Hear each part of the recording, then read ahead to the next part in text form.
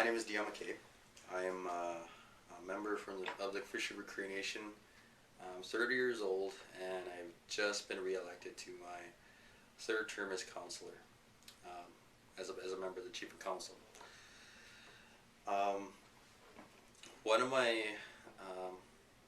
or the biggest reason, I guess, why I decided to run for this role was because,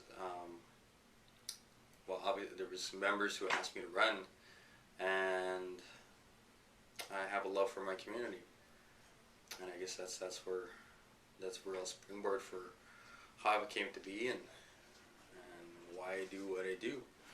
So I grew up in the community my entire life. My parents are both Cree. My father's from here, my mother's from Norway House, and was raised in a Christian home. And you know, growing up, I always figured I might end up being here. I never thought that it would end up being this soon. I thought that it'd be at least a little bit more gray, maybe a little more wrinkly in the face, but that's not the way things turned out, and it's actually turned out very well. When I was younger, I had a plan for my life, and my plan was to finish high school, get an undergraduate degree, get into law, work at some law firm, and hopefully be successful, and then maybe settle down and start a family. Since then, though, things have not worked out at all that way. I did do 3 years of an undergraduate degree. I did 3 years worth of work for my Bachelor of General Studies at Brandon University, and from there I moved back home. In between that time, I got married when I was 20, and due to a tragedy in the family, we moved back, me and my wife, and we helped to run the family business. And what was initially supposed to be a short time period ended up being 5 years, and then I found myself elected into Chief of Council. So it's you know, when you talk about plans and what a person wants to do with their life, you know, things don't always seem to work out that way, you know. And in my particular case, it's been just focusing on working hard and focusing on being a good man and being a good husband, and now being a good father for my family. And it's led me down a path that I never would have imagined, and it's not what I had planned for myself, but it's worked out even better than I ever could have thought it out to be. This community in Fish River, we're known as very progressive, and we're known as leaders, I guess you can say, of other communities in Manitoba and even in Canada in some aspects. We originally settled here in 1875, and we're a Treaty 5 band, an Indonesian band, and we immigrated from Norway House. And one of the main reasons why we immigrated was for economic purposes. We wanted to farm, and in Norway House, it's not the most suitable land for farming. And if you couple that with the increasing population and the lack of resources in the area, the situation, I'm assuming, was fairly dire. So it was in 1875 that our people had gotten to the York boats, traveled down through Lake Winnipeg and into the Fisher River, originally sailing on the east side of the bay, Loon Straits, and then coming around into the bay, and then finally into the Fisher River. You know, and throughout that time, we've continued to grow and foster an environment where people take pride in who they are, and they take pride in their community. And that's one of the things that I love about this place is that there is a very strong sense of community in Fisher River Cree Nation. When visitors come in, there's two things that we always hear. The first is the lawns. Everybody maintains their lawns, and everybody takes pride in taking care of their presentation of their lawns, I'll say. And the second is the hospitality. Our people are renowned for their hospitality for different events, our powwow, our treaty days, our celebration, and even when we have visitors. hosting, and we love hosting, and we always love to share information with other communities who want to know how we do certain things here. We've had people from communities such as Burtail Sioux, Sandy Bay. We've had people from organizations from the various universities, Winnipeg Police Service, RCMP, different levels of government coming out here to meet with us, to visit us, and to see how we do specific things in our area. We have a 20-year community plan that was funded by AANDC, and we contracted a company called Thomas Hillerman Frank Cram. Now, it was completed 3 years ago, but the really good thing about the 20-year community plan was that it involved consulting the community to see what type of planning we needed to do for Fisher River within this next 20 years.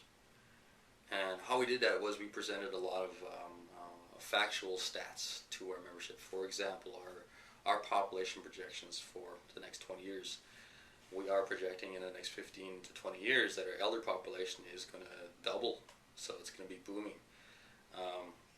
So how do we prepare for that? How do we plan for an increasing elders population and addressing the issues now in terms of healthcare? How do we address the issues of people taking better care of their health, so that when they do reach the retirement age, that they're fit and they're well and they're healthy, rather than weak or sick, because we fully realize that there's going to be a price to pay for that, and how do we plan for that, and what type of steps do we take to address those issues? We have a robust health service delivery in our community that's offered through our health center. A lot of the programs and the services that we offer far exceeds what the standards are for any other health center in a First Nation in Canada. And we just recently started the construction of a fitness center for Fisher River Cree Nation. So how do we combine all those the different types of services that we have in the community and make something like a fitness center not just a place for people to come and to work out, but how do we make it a place so that we have a massage therapist there, as an example? How do we incorporate it so that we include our dietitian as a part of the fitness training? How do we include the services of, say, a chiropractor? And when you start talking about offering those type of programs in the fitness center, now you're talking about a place that isn't just a place to build muscle. It's about coming to a place to get well. We also have a room that would be designated to prayer. Whatever your spiritual background may be, whether it's traditional based or Christian based or whatever the case is, there's a place there now to pray and to meditate, either pre or post workout. So now you're thinking in a much more holistic manner. And I think that in the past, that has been a lot of the focus has been focusing on how we can incorporate a holistic approach to all our programs. I'll take, for example, another program we have. It's called our Enhancement Year Program, and it's basically what it is. It's a grade 13, and when our grade 12 grads graduate from high school and they want to qualify for post-secondary funding, they have to go through this EYP, and there's a strong life skills component to it. There is a dual credit system right now that we have in place with Red River College that includes academic writing, that includes intro to college preparation, and their math courses and some English courses. For the last 2 months of the program, they moved to Winnipeg. They stay in dorms at CMU, and we have a counselor that stays with them throughout those final 2 months. Now, the goal of this whole, or the purpose for this entire project, was to bridge the gap from a secondary school system to a post-secondary school system. We noticed that through our stats and our success rates for post-secondary, we had very low success. In the 5 years before the program started, we had graduated 4 to 5 students who went into post-secondary. And within those 5 years, we had seen one graduate with a degree. The 5 years since the EYP program had started, we had graduated 27 students from high school, and up to that 5 year point, we had 6 who had completed a post-secondary degree, and we had 21 who were still currently enrolled in their post-secondary institution. So we're already starting to see that the numbers are starting to reflect that success that we had hoped for. And when we think about the overall community, now we're talking about enabling, and we're talking about empowering our youth to better understand what type of world they're about to enter into. And we know that there's a lot of ways that a person can fall into, whether it's addictions or the party lifestyle or even just loneliness. We're finding has been a big issue for a lot of our students. And how do we better educate them so that when they move away, they're confident, they feel independent enough and strong enough to go into university or go into college or go into some training program and know that not only do they have the support from the community at home, but that they have the support of the knowledge of how to go about living independently in an urban setting. So, you know, and those 5 years, those success or those numbers of success have shown that it is working. You know, we have taken, I think, a large step in addressing the education gap that seems to plague not just First Nations communities, but any community where there's a student who has to move away to a different area, whether you're First Nation or not. Now this year we're transitioning the program back into the high school, and we're calling it Enhanced Grade 12. So our students still have to get their normal grade 12 credits. At the same time, they'll be attending dual credits from the University of Winnipeg with their life skills, their academic writing, their university preparation. And the final 2 months they would move to Winnipeg and they would stay at McFeeters Hall, which is like in my point of view, it's the Cadillac of all dorms in Winnipeg. It's awesome. So they're going to be spoiled, and they're going to be staying you know, in the most urban area that you can live in Manitoba, and that's right downtown. So when they're living in there and they'll have the counselor living with them, they go to class, they learn the bus routes, they learn all the different places that are safe to go, that are, you know, healthier options for them in terms of entertainment, and they'll understand where the resources lie and how they can access them and how to even ask for that type of help. So in terms of, you know, better preparing our kids, I think our education department has done a fantastic job of doing that. I can't speak enough more about our education system and our education director, who I'll put her up against any education director in the country, First Nation or non. She is amazing, and it's because of people like her, members like her, who've gotten educated and who've worked for it and have chosen to work for the community and give back to their community. That's the whole reason why it makes my job a lot easier. And without my support staff and without our technical people, we wouldn't be at the level that we're at. So it's all about supporting our members, and it's all about supporting especially our directors, and helping them feel like they're doing a good job. If we allow them to do a good job, then it makes our job a lot easier. They do a great job of educating us on various issues, and they let us know when it's time for us to step in and take the political advocacy route. I'll give you another example of you know, some of the issues that are going to be happening in the next little while in First Nations land, in particular Manitoba. Non-insured health benefits is a big and it's a major issue that not a lot of people understand. Say if you go to a physician in Winnipeg and you get a prescription, you go to a pharmacy and you try to use your treaty right. We all know that's even just doing that is a major hurdle. First of all, you have to know if that pharmacy is registered with non-insured. If they are, and they look at the prescription, if it's not covered, you got two options. Either you're going to pay for it or are you going to try and fight for your treaty right?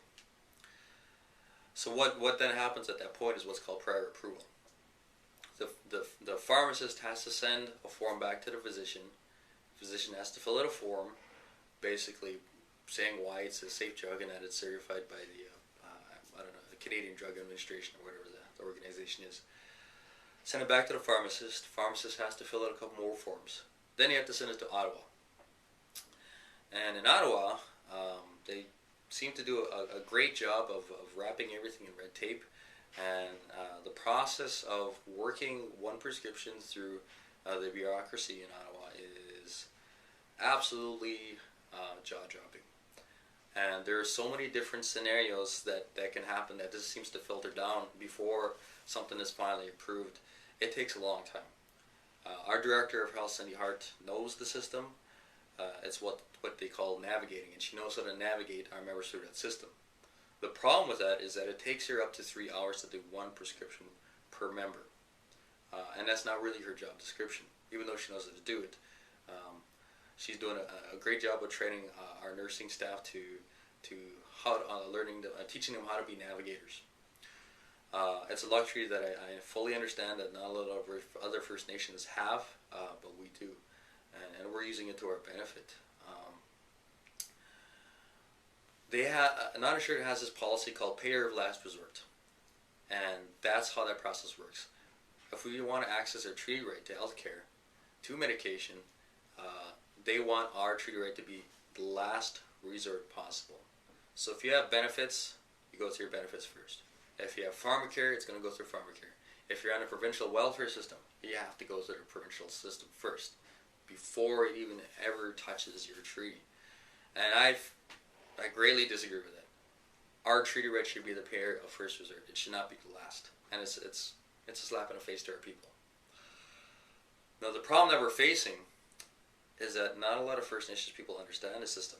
You almost need a separate degree in school just to understand how non-insured works.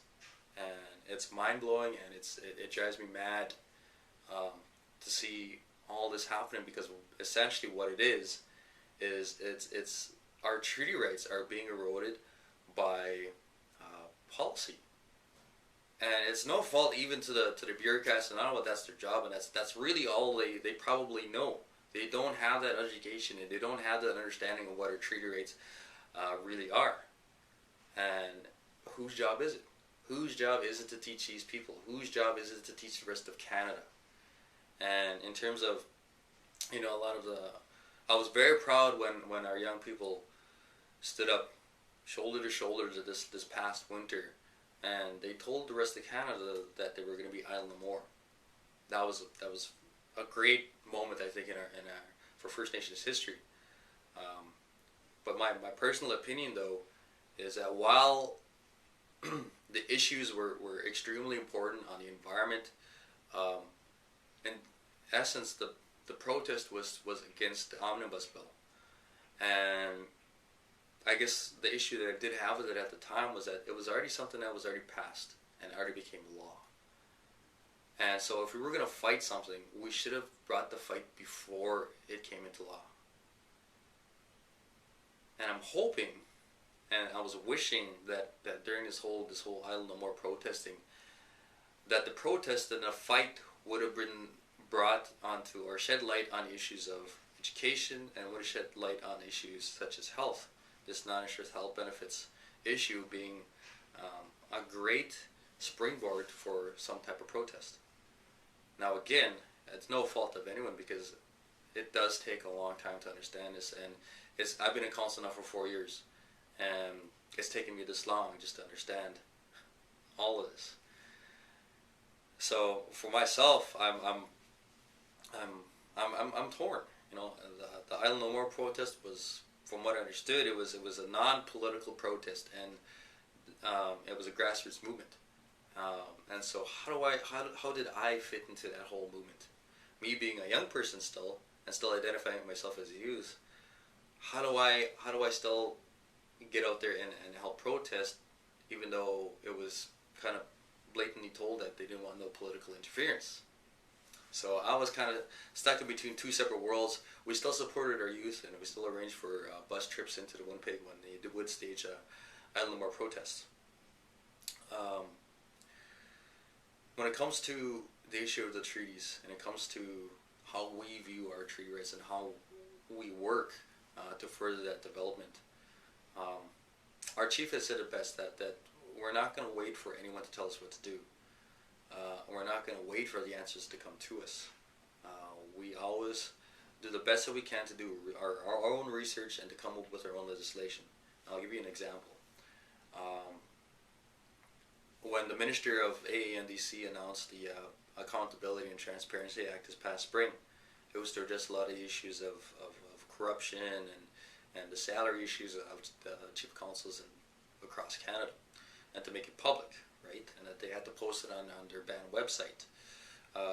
We've been doing that for years, and it's a part of every contribution agreement that is supposed to be shared anyways.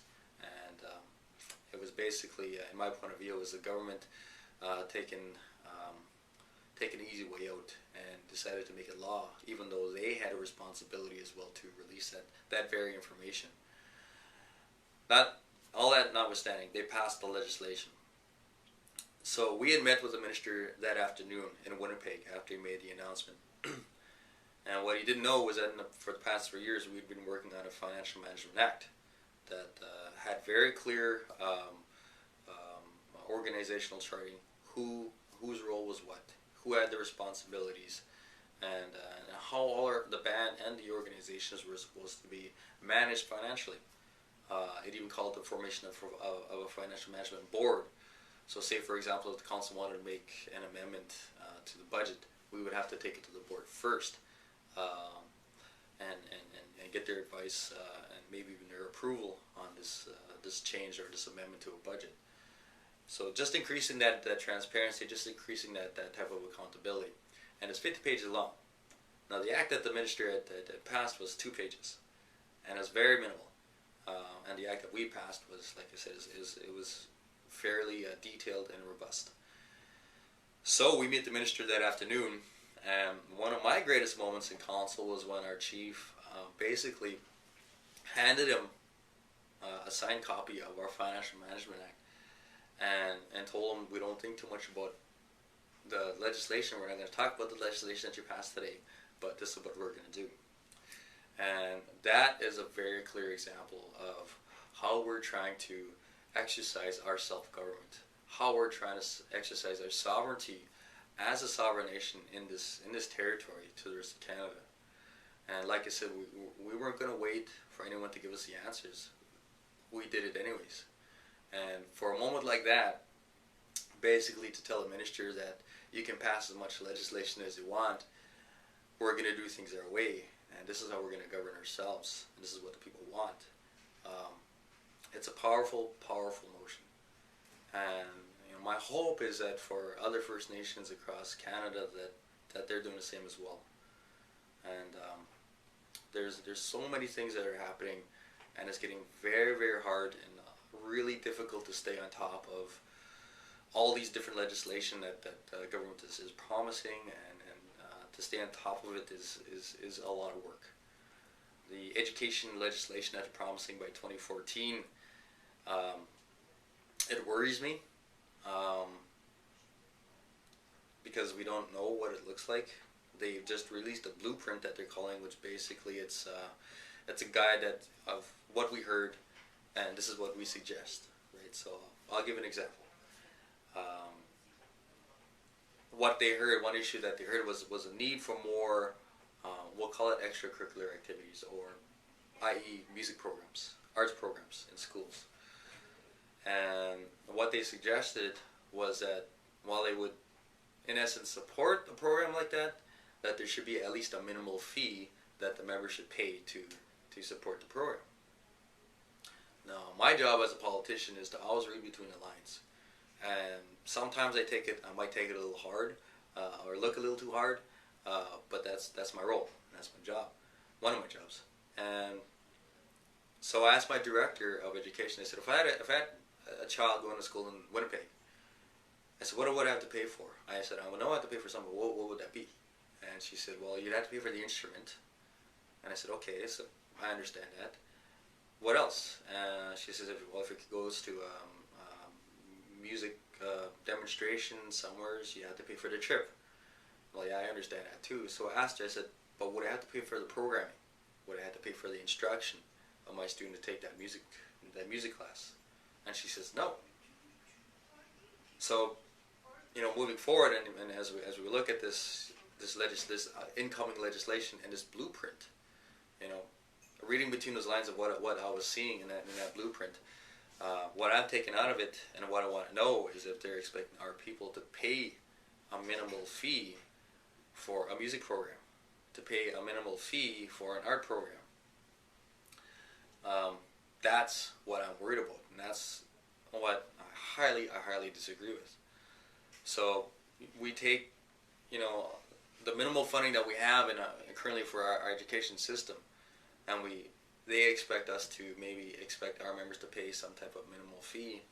I highly disagree with. We're scraping by as is, and yet at the same time, even though we have great success in our education, we're about to enter into a crisis situation. Not just with the funding, but with the space. We have the second oldest school for First Nations community in Manitoba. Always been well maintained, but we're running out of space. We're busting at the seams, is how my director shares it with me. And we have, up until 2 years ago, we did some backtracking to look at some of our stats. And 2 years ago, we had a 90% success rate for graduation for grade 12 grads. We had a 97% overall attendance rate for the entire school. And I will put those numbers up against any school in the province, again, First Nation or non.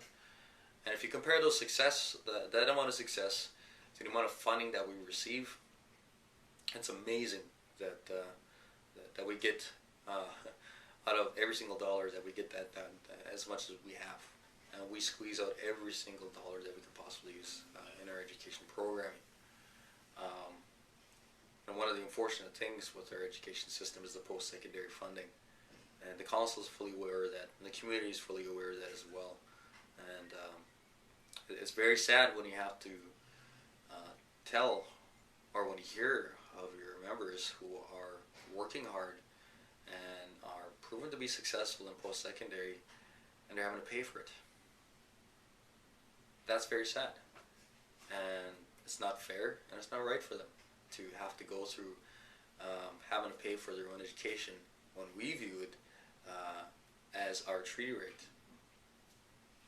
So when we go to government and we advocate for our people, the last thing I want to do is go to them with my hand out saying we need more money. I always been big on facts, and I love having hard data in our hands to present to them and to prove to government why we need more funding. So if you take the amount of the value of a dollar from going way back when, say even going as far back as the 90s, and compare it to today, it's not worth the same. You can't get the same with a dollar. You couple that with the increasing population for our people, and the worth of that dollar decreases even more because you're spreading that same dollar out even more to more people. So, you need to prove that. You need to show the government why it's important to fund this, and you use their current rate of funding that they've been giving us over the past 3 or 4 generations of funding agreements, long-term agreements, and it's getting to a point now where we're running into a situation where it's we're going to be in a crisis mode in the next little while. So when we talk about the Island of Moore and we talk about the protesting, that's what the issues need to be on.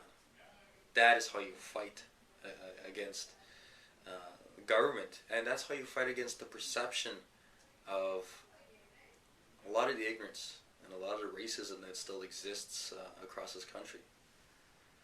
I think we need to do a better job of educating our neighbors, not just each other as First Nations people, but our neighbors that live in the towns next to us, that live in the next apartment block.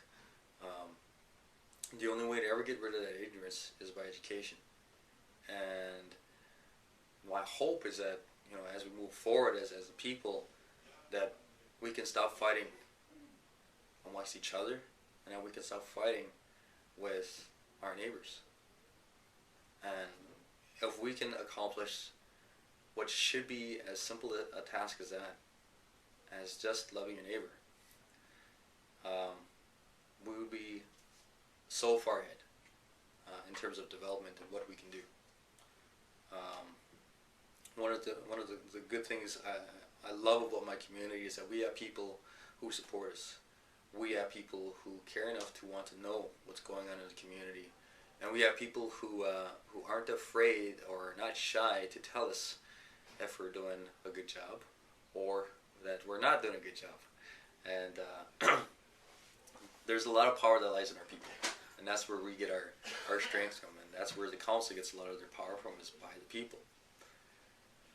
One interesting project we did a few years back was with Public Safety Canada, and we were one of 2 pilot communities in Canada to do this project, and they asked us a very simple question: how can you make Fisher River Cree Nation safe? So we thought about it for a little while, and we realized, well, because this was a justice focused program or pilot, we came back and we let them know it's not just one area, it's all areas. Because if you want to make your community safer, it's going to take the entire community to make this happen. So what we did was we arranged for a community meeting, and we hired a coordinator, and she did a fantastic job of bringing people into the community hall.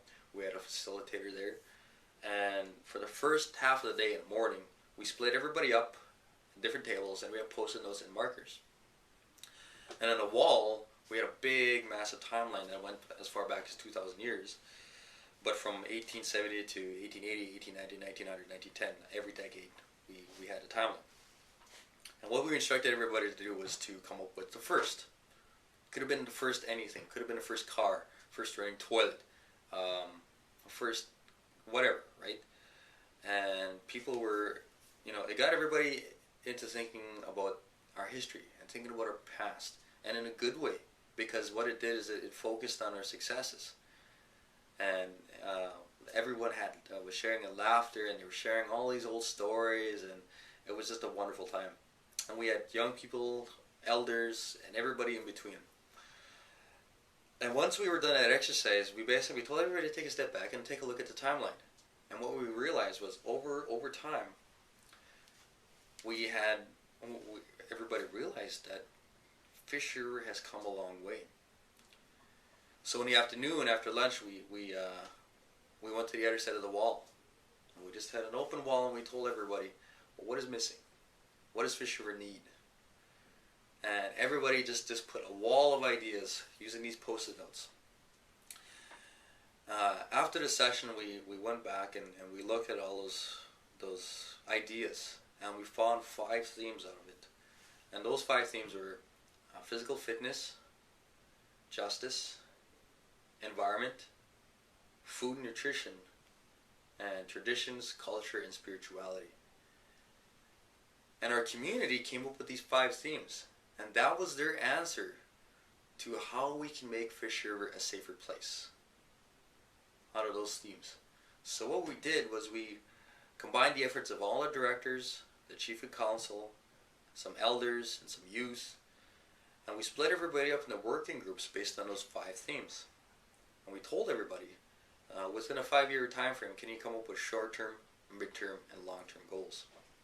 So we spent an entire year going through these work plans, and it was a wonderful, wonderful sessions to dream up all these different ideas and to come up with an actual work plan on how we can accomplish those ideas. So at the end of it, we completed this 5-year work plan. We completed a proposal to Public Safety Canada to see how we can make this work and prove to them how we can make this work. We wrapped up the work plan and proposal, I would say, going on 3 years now ago. We still have to see a penny from Public Safety Canada on this supposed pilot project. to make our community safer. My assumption is that priorities had changed in government. If you think about it, it coincided with the changing to a majority government that we currently have. And so obviously priorities had changed. But we still hadn't given up on a work plan. And we've still been incorporating bits and pieces of the Healthy Community Initiative even into the Chief of Council's work plans. Our health center, our health services, they incorporate bits and pieces of it into their annual work plans, their education system as well. And we've been doing little chunks, but if we had a coordinator there to manage and to maintain the momentum and maintain the focus on this health community initiative, I think we would have been even more further ahead than we are today. But we know where the answers came from. And the really great thing about the project is that it was another good example of our community empowering one another, of our organizations being empowered, of the Chief of Council being empowered, because we had full confidence moving forward in addressing a lot of these items because we knew that it came from the community. And I think that if any community can come together and to get that type of support from their membership, it don't matter who's in leadership. If they can follow that work plan, you can be rest assured that you're following the wishes of your members. And in this particular project for us, it helped us move forward in the area of justice and how we make community, Fisher River Cree Nation, a safer community. The fitness center being a great example of that, and that was one of the long-term plans for the physical fitness team. Now we're almost there. So for myself as a council member, and just as a member of this community, it's great to see something like that come to fruition based out of this planning and this healthy community initiative. So there's a lot of things that we do in this community that I am very proud of, and there's still a lot of work that we need to accomplish. There's still a lot of things that we have to see through, and there's still a lot of work that has to be done to counter a lot of the things that this government is bringing forward.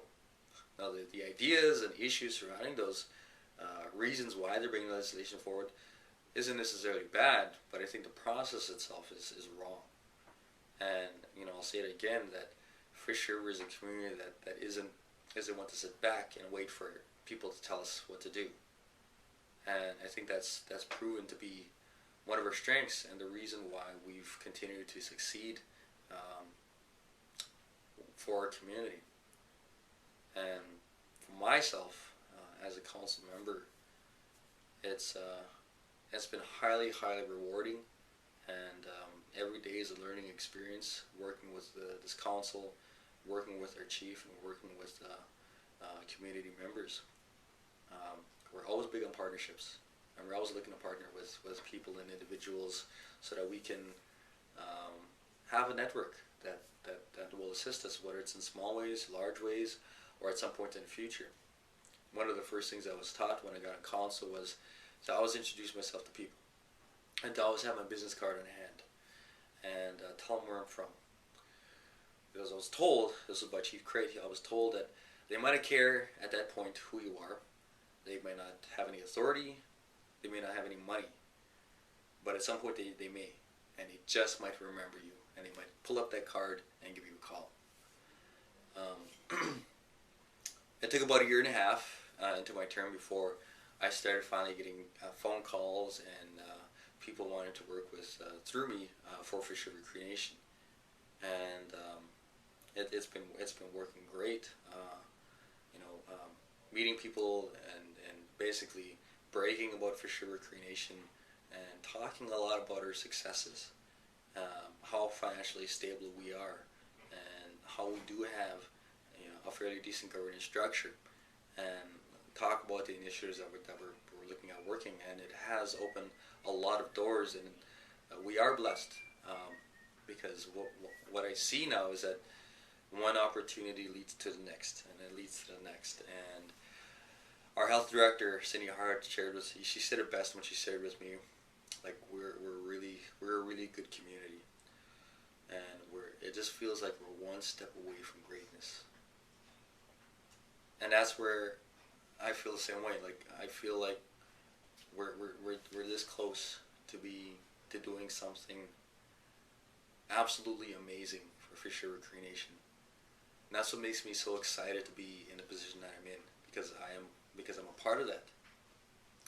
And I've always viewed myself as not just the first point of contact for Fisher River Cree Nation to people who are outside, but as an enabler. My job as a leader is to hopefully help people to understand and to believe in the vision that we have for this community and how we maintain and fight for our treaty rights in that process. If we can get people to side with us with our vision, then there's no ending to what the possibilities are. So I love my community, and I love where I come from.